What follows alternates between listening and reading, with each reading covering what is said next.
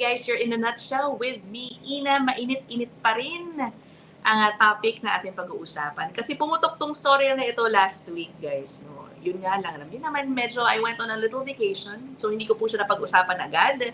Pero, ang dami pong developing angles to this story. So, I think it's still okay with me to discuss this for an episode today. Ngayon, ano ba itong pinag-uusapan ko? I'm sure marami po sa inyo nakapanood nitong storya tungkol sa isang illegal immigrant in the US, specifically in Florida, who for some reason nakasecure po ng truck driver's license. So again, illegal immigrant po. No? May truck driver's license, nagtatrabaho at ito na-involve sa isang tragic accident. Okay, nag-viral po yung video na ito several days ago. Ipapakita ko po sa inyo kung saan while he was driving sa isang highway in Florida, he made an illegal U-turn. Tapos may sumulpok na isang sasakyan doon sa kanyang container truck at 3 po ang patay. Okay, sige, let me show you that video first and also put up the titles pala ng ating episode ngayon. Nakalimutan ko. Ayan. I know this happened in the US, but in just a bit, we will talk about why this incident is also now putting the spotlight on truck drivers in Canada. Okay, sige. Play ko muna ang video na ito. Intentionally, hindi ko po lalagyan ng audio, okay? Ito na siya. Pa-U-turn na. Ito na. Pum. Okay. Kita mo, ayun na yung sasakyan. And these are the scenes after. Siyempre, ang daming mga emergency units na nandyan. Ayan po siya. Si Mr. Harjinder Singh. Ito pa, ulitin natin yung video. Okay, ayun na naman. Ano? Tingnan mo yung parang mukha niya. No? Parang, ay, may bumangga. Parang hindi man lang siya nag-react masyado. O, sige. Okay, so ito po ang starting point ng ating discussion. Pagkatapos po yan, ang nangyari po dyan, yung earlier discussions about him is, hindi daw yata nakakaintindi na mabuti ng English. Hindi nakakasalita raw umano masyado ng magaling na English. So there were debates about his English proficiency. Kasi kung hindi po siya magaling mag-English, bakit siya binigyan ng truck driver's license? Naku, hindi po simpleng lisensya yan, di ba? Okay, now, if you don't speak English, you won't likely understand the road signs, which many times are in English when you are in the US. Diba? So, yan po yung mga unang naging conversation. Siyempre, yung White House, sinisisi, yung state ng California kung saan nakakuha ng driver's license, yung si Mr. Singh. So, that started a whole discussion on problems in US's immigration policy. Pero alam niyo yung latest dyan, okay, several days ago to nangyari, no? Kahapon, may lumabas po na isang video, body cam footage of an encounter with the same driver. Na kung saan, parang he was apprehended by police also while working. At doon, it appears, nakakaintindi po siya ng English at sumasagot din in English. Okay, napakaiba po ng kanyang demeanor dito kung ikukumpara sa demeanor niya sa korte following yung accident a few days ago. So, he faced a judge. Nagdala pa po siya doon ng translator. Tapos, nakakausap siya ng judge doon, yung parang tumutungo lang siya. Akala mo, we assume hindi niya naiintindihan. Kaya nga din po siya nagdala ng translator. Pero in this case, naglabas po ng video ang New Mexico Police showing na nakakaintindi ito. Sige, puntahan natin, ano? This is from the YouTube channel of the Associated Press. Yung title, Truck Driver Accused of Making Deadly U-Turn Understands English in this body cam video.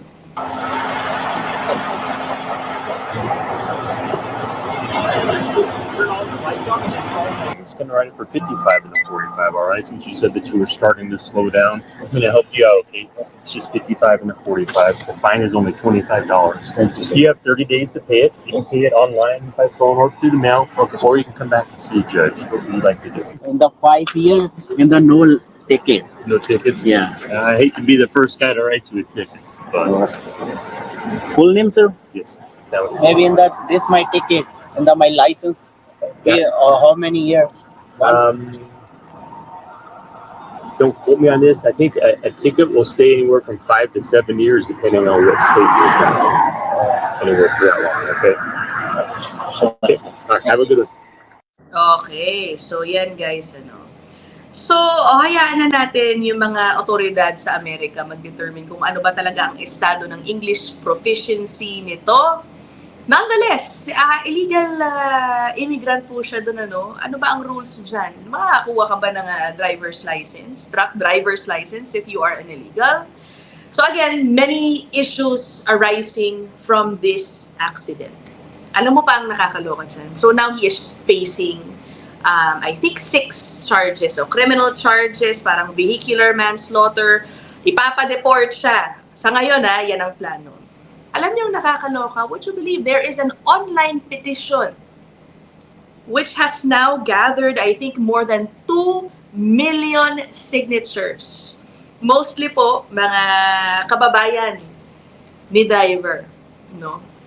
Ang panawagan po nila sa gobyerno ng Amerika ay huwag masyadong maging harsh naman doon daw sa parusa o sa mga charges na isasampa dito kay Mr. C. I can't believe it. Grabe, no? And if you see the thread in that position, petition, talagang pinagtatanggol nila, sinasabi nila na hindi naman niya sinasadya yan. Parang awang-awa daw sila dun na sa itsura ng truck driver na parang tumutungo lang dun sa judge sa korte. Kawawa naman daw. Unbelievable. Again, more than 2 million people defending this guy. Well, defending in a way na wag naman daw masyadong harsh ang maging punishment. Kasi aksidente naman daw yun. Nobody wants to, cause the death of people. Parang gano'n. What do you think about that? My gosh, di ba? I can't believe it.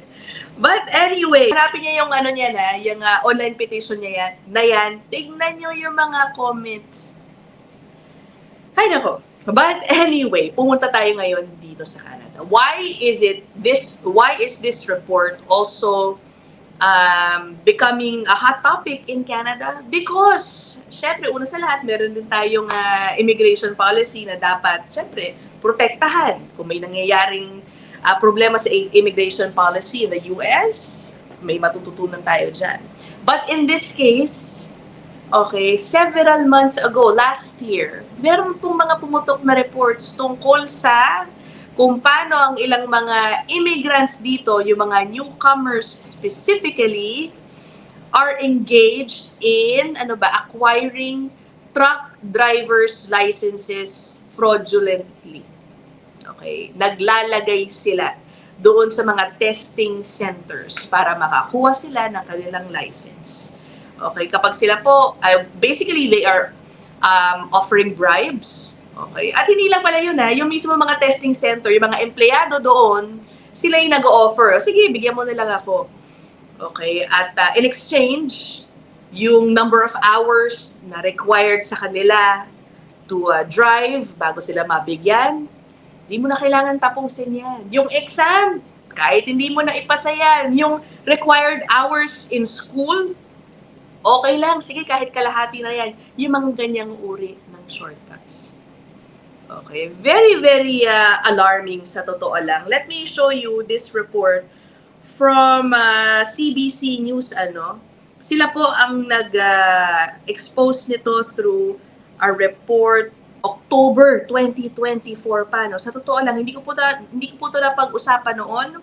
But now I am wondering what actions, if any, ang ginawa po ng Canada tungkol dito sa report na ito.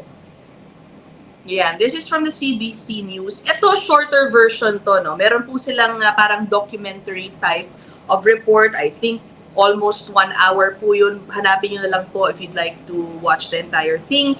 I will only play this shorter version. About, siguro a minute lang po yung ipi-play ko dito just to give you an idea. At malaman niyo yung sinabi ng kanilang resource person, an employee in one of these testing centers. Okay, kung ano po ang mga kababalaghang nangyayari doon sa kanila. I avoid highway driving as much as possible.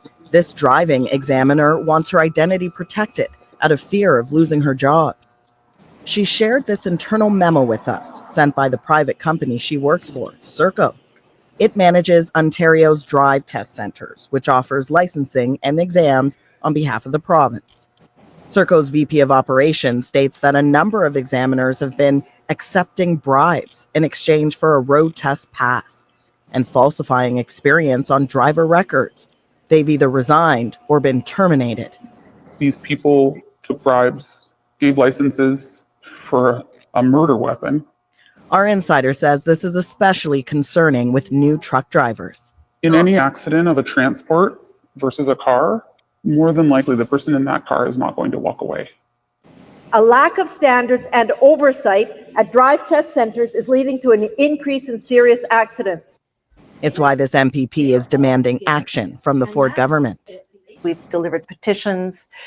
There's been no acknowledgement that there's a problem. People's lives are.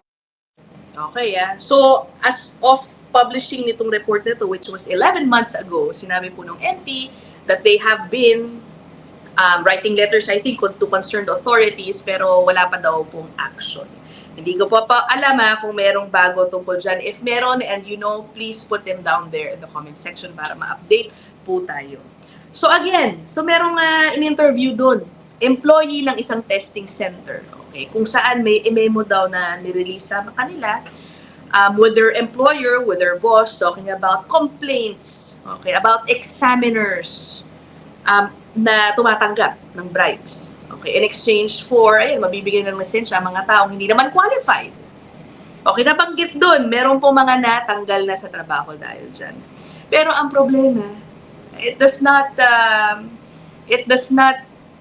address the problem of the truck drivers na meron na pong mga lisensya ngayon dahil sa kanila. Mga truck driver na walang karapatang magmaneho dahil dinaya nila ang pagkuha ng kanilang mga lisensya. Again, right now, we are already talking about Canada. Okay. So, ano kaya nangyayari? Paano malalaman? Paano na matetrace? Sana matrace, kung alam naman nila yung mga malulokong testing centers, examiners, kung sino itong mga driver na ito. Imagine, di ba? Ano ba yan? Again, panoorin niyo po yung report ng CBC Marketplace. Meron po silang mahabang version yan. Talagang pinuntahan nila para may undercover sila, Nagpunta sila at kumausap ng mga taong ino-offeran talaga sila na ito lang bayaran mo parang half the price. Okay, of however much but usually ang binabayad ng isang taong gusto magkaroon ng truck driver's license. For half the price, guaranteed, mabibigyan ka namin ng lisensya, tapos lahat ng mga requirements, kahit hindi mo nagawin. Basically, ganun po. Ay. Okay, ngayon, after po pumutok yung balita dyan sa US tungkol doon sa aksidente, ngayon kumakalat naman po itong isang report dito sa Canada, report from last month pa.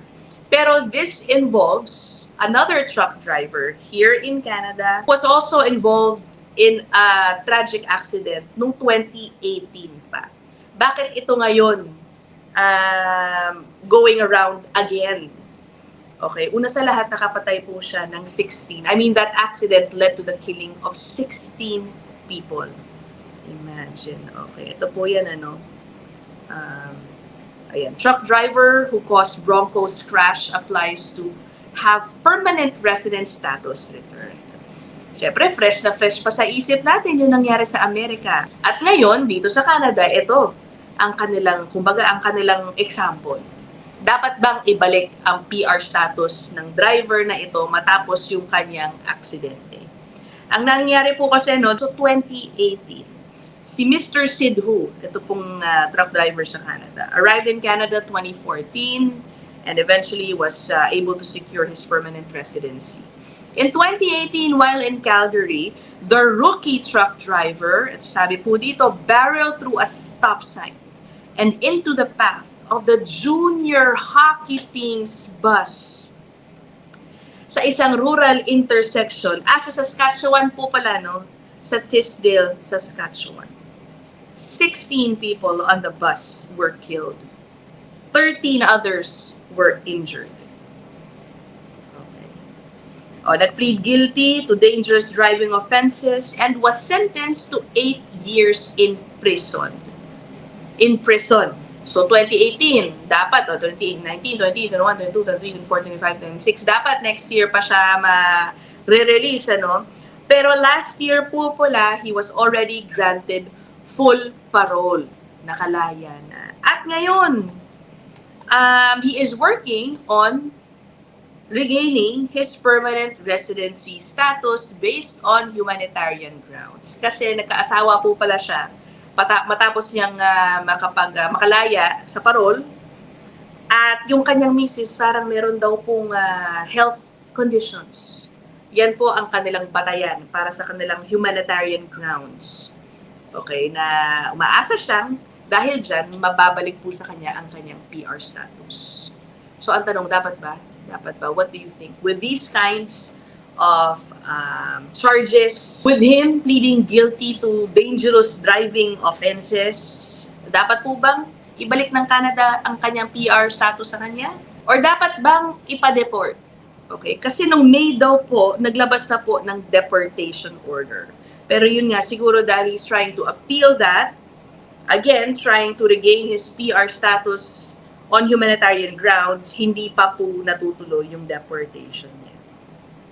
Okay, but I'm not saying, guys, na nakuha niya yung kanyang lisensya fraudulently. That's a whole different topic. Wala naman pong nabanggit tungkol dyan. It's just that all these together, diba, considering what happened in the US, sabay-sabay po ito ngayong napag-uusapan. Actually, ako nga, iniisip ko, no, the idea of him being granted full parole after killing 16 people, school bus na mga bata ang kanyang nadali. Diba? I'm sure, hindi naman siguro niya yan ginusto. But, that's what happened, unfortunately. Hindi natin alam ang kanyang abilidad bilang isang truck driver. No? Pero of course, many people can't help but wonder, isa kaya ito sa mga epekto ng mga fraudulent activities dito sa truck driver industry, specifically when it comes to issuing licenses for these workers. Actually, meron pa akong isang issue-share sa inyo na report. Ito, August 26 lang, just yesterday. Okay, meron daw po isang Indian truck driver arrested at airport over the deaths of a mother and an 8-year-old child, and her 8-year-old child. Okay, nangyari naman po ito sa Manitoba. A Manitoba crash ended in tragedy after an Ontario truck driver, Navjeet Singh, allegedly blew a stop sign, killed the mother and her 8-year-old daughter. So I think this driver is trying to get away. He's trying to get away. At nahuli po siya ng police sa Toronto Pearson International Airport. Ito nakasulat po dito, after spending months evading authorities. Ang sabi po dito, no, he spent 9 months on the run. Ang nangyari po pala dito, so nung nangyari yung aksidente last October, he was charged with 2 counts of dangerous operation of a motor vehicle causing death, along with an additional count of obstructing a peace officer. Okay, he was sent to the hospital. Okay, so etong driver, napunta pa siyang hospital dahil nga siguro na aksidente, no? And he was later released. Nung siya po ay pinakawalan, siguro pending po yung hearing sa kanyang kaso, dun siguro siya nagtago. Okay. A Canada-wide warrant was issued for Singh's arrest, but rather than turn himself in, it appears the truck driver fled the country. So again, hindi ko po sinasabi that this person acquired his license fraudulently. Maybe, maybe not. But definitely, this issue should trigger Canadian authorities to look into dito sa nireport ng CBC sa mga truck drivers ngayon, currently on Canadian roads, na maaaring maaksidente dahil wala silang karapatang humawak ng mga lisensyang yan. Paano ba sila mahahanap, guys? Kailangan ba maghintay ng isa pang aksidente? Kailangan ba makahanap ng isang illegal, undocumented worker parang yung sa Amerika na nakakuha ng truck driver's license para tignan itong situation na ito? Actually, meron po nag-PM sa akin, hello to Unico. Sige, hindi ko sasabihin ng iyong name. Pero babasahin ko yung message mo sa akin, for our viewers. Siya yung una nag-send sa akin ng article tungkol doon sa PR na ngayon gustong i-regain ang kanyang PR status matapos siyang makapatay nung 16 na tao, no? Sabi nitong nag-PM sa akin, the guy from Canada was a PR when he committed the crime, or say, complete disregard for Canadian traffic signs. Sabi niya, honestly, napakasarap mag-drive dito sa Canada. As if you're driving in Subic. Then all of a sudden, dumami yung mga ganyan kaya gumulong ang Canada when it comes to driving in road situation. Sabi niya, no, unacceptable to. Kasi kaya nga umalis ng Pinas. Siya daw, because I'm trying to avoid EDSA, dumadami naman daw dito yung mga kamote drivers din. What do you think? Do you feel the same? Do you feel the same? Alam mo, this road safety is a serious matter. Again, I only hope this issue in the US, itong reports ng mga truck drivers sa Canada, triggers an investigation dito sa umano'y sinasabing kababalagan dyan sa pag-issue ng lisensya sa mga truck drivers. Ito mga gumagawa nito, sinisira ang magandang reputasyon ng mga legitimate, magagaling na truck drivers. Ang dami mga Pilipino truck drivers dito sa Canada, no? Diba? I'm sure pati sila affected, diba? Okay? Speaking of the decent drivers, especially those who have been doing the job for so many years at nakikita na lang sinisira ng ilan ang kanilang sektor. Meron pong isang in-interview, no? Teka, papakita ko sa inyo. Galit na galit siya sa nangyayari ngayon. Isa rin po siyang truck driver. I-mute ko yung ilang parts ng kanyang interview dahil because they are F words. Okay? Naku po, teka. Yan. Ito po ay exclusive interview niya, no?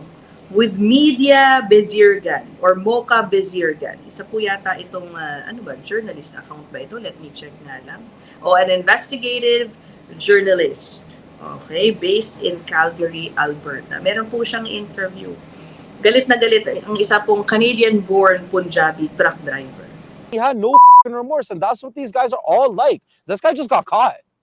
But they do this every day.